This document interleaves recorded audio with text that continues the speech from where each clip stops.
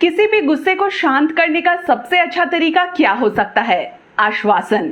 सच्चा या झूठा कुछ भी। यकीन नहीं होता तो वीडियो पूरा देखिएगा और फिर सवाल उससे कीजिएगा जिनसे लोग ज्यादा सवाल पूछते नहीं। नमस्कार, मैं आत्री विश्वास रॉय। इस वीडियो की शुरुआत में मैं इस माता पिता से माफी मांगती हूँ कि ये वीडियो मैं कर रही हूँ, पर मेरा मकसद इनके दुखों को कुरेदना नहीं, उनके लिए इंसाफ की मांग करना है।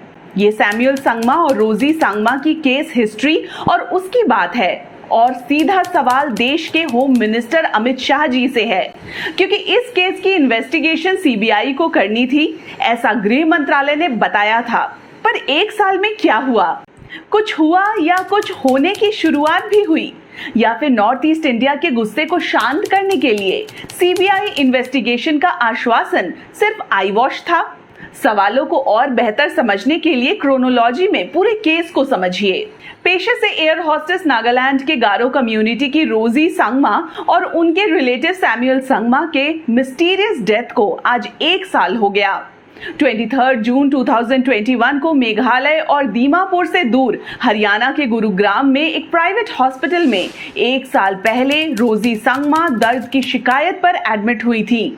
24 जून को उनकी हालत में सुधार था तो अल्फा हॉस्पिटल में आईसीयू में उन्हें आइसक्रीम खिलाई गई और थोड़े देर में रोजी संगमा की संदिग्ध हालत में मौत हो गई। वहां उनके नेफ्यू सैमुअल संगमा ने इसे नॉर्मल डेथ की जगह मेडिकल नेग्लिजेंसी का मामला माना और लाइव वीडियो रिकॉर्डिंग कर डॉक्टरों और हॉस्पिटल स्टाफ से जवाब मांगा।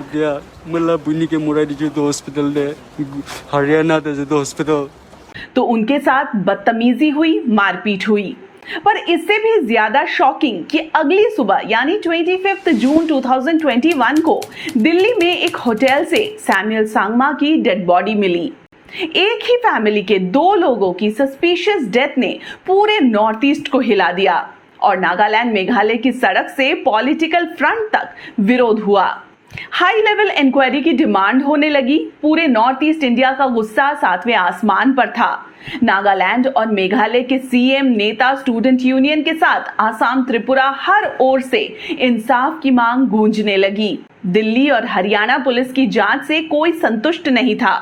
फिर 24 और 25 जुलाई 2021 को होम मिनिस्टर का नॉर्थ ईस्ट विजिट शेड्यूल हुआ, जब उन्हें मेघालय जाना था, वही स्टेट जहां इस डेथ पर सबसे ज्यादा हंगामा था, क्योंकि रोजी और सैमुअल दोनों गारो कम्युनिटी से थे। विरोध की आवाज अमित शाह के दौरे में भी दौड़ती, इसीलिए 13 जुलाई को अचानक होम मिनिस्ट्री ने ट्वीट और प्रेस रिलीज के जरिए बताया कि यूनियन होम मिनिस्ट्री ने सीबीआई से रोजी और सैमुअल संगमा की मौत मामले की जांच की रिक्वेस्ट की है। इस 3 लाइन के ट्वीट ने नॉर्थ ईस्ट इंडिया को तसल्ली दी कि दिल्ली में कोई तो उनकी आवाज सुन रहा है। पर एक साल बाद क्या हुआ, इसका जवाब कौन देगा? क्या नागालैंड, मेघालय या नॉर्थ ईस्ट इंडिया को इंसाफ मिला? पर इससे पहले तो और भी सवाल हैं। इंसाफ तो दूर की बात है, क्या सीबीआई इंक्वायरी हुई?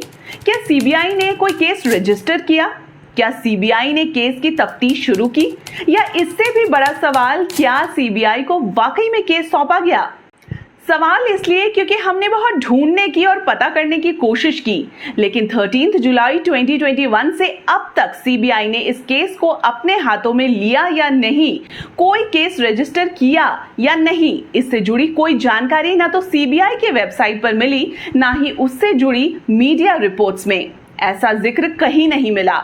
शायद इसीलिए नवंबर में नेशनल ह्यूमन राइट्स कमीशन ने जब इस मामले की जांच शुरू की तो उसने अप्रैल 2022 में सीबीआई डायरेक्टर से 6 हफ्ते के अंदर केस की स्टेटस रिपोर्ट मांगी, पर अब तक कोई अपडेट नहीं है।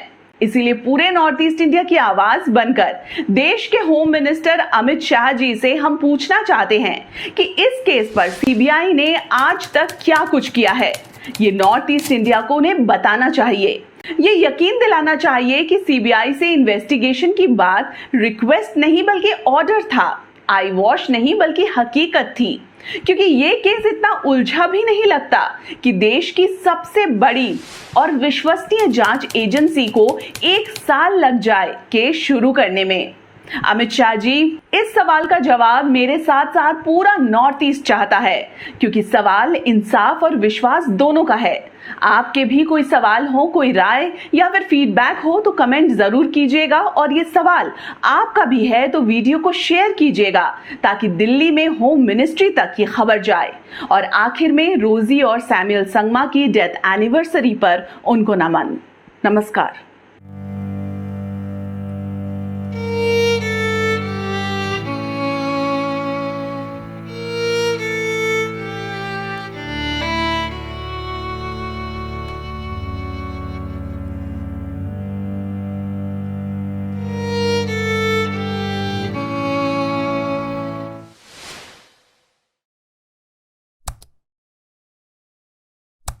Thank you.